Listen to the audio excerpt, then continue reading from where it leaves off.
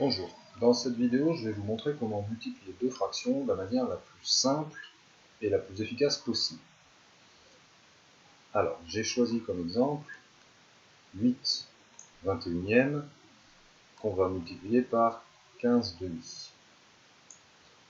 La multiplication c'est l'opération la plus simple de toute façon pour les fractions. Vous verrez que c'est beaucoup moins compliqué que l'addition qui nous oblige à trouver un dénominateur commun. Là il n'est pas question de ça. On pourrait se dire simplement qu'il suffit de multiplier les numérateurs entre eux et les dénominateurs entre eux. Mais la plupart du temps, on ne va pas faire ça directement, parce qu'on va chercher des simplifications, pour éviter d'avoir des calculs trop importants à faire. Donc, comment ça va se passer au niveau des simplifications? Donc, ce que je vais faire, c'est que je vais différencier les fractions en utilisant un code couleur.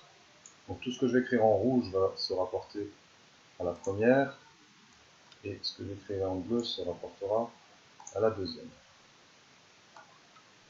Donc mon résultat, bien sûr, ça va être une fraction, donc je tire un grand trait de fraction. Qu'est-ce que je vais faire? Je vais décomposer chacun des nombres qui interviennent dans la multiplication. Le 8, tout d'abord, qui va être égal à 2 fois 2 fois 2. Ensuite, j'ai un 15 qui, lui, va être égal à 3 fois 5. Même chose pour ce qui est du dénominateur. Alors, au dénominateur, j'ai 21, c'est-à-dire 3 fois 7. Et enfin, un 2 qui est tout seul, c'est bien la deuxième fraction. Voilà, donc ça représente l'écriture totalement décomposée, finalement, du produit de mes deux fractions. Donc qu'est-ce que je vais faire maintenant à partir de ça? Eh bien, je vais chercher à simplifier. Alors pour simplifier, on peut voir ça comme un jeu. Il s'agit de venir repérer les facteurs qui se trouvent à la fois au numérateur et au dénominateur. Et si vous trouvez des facteurs qui sont présents à la fois en haut et en bas, vous pouvez les supprimer. Donc ici, qu'est-ce que je vois? Je vois un 2 qui est présent en haut et en bas. Donc, je peux supprimer.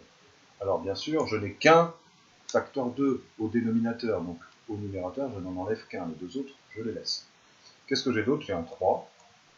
Donc je viens supprimer ce facteur 3. Voilà. Il n'y en a pas d'autre. Donc maintenant que j'ai terminé ça, eh bien, je peux venir simplement écrire le résultat de la multiplication. En haut, qu'est-ce qu'il me reste? 2 fois 2, 4, fois 5, 20. Et au dénominateur, 7.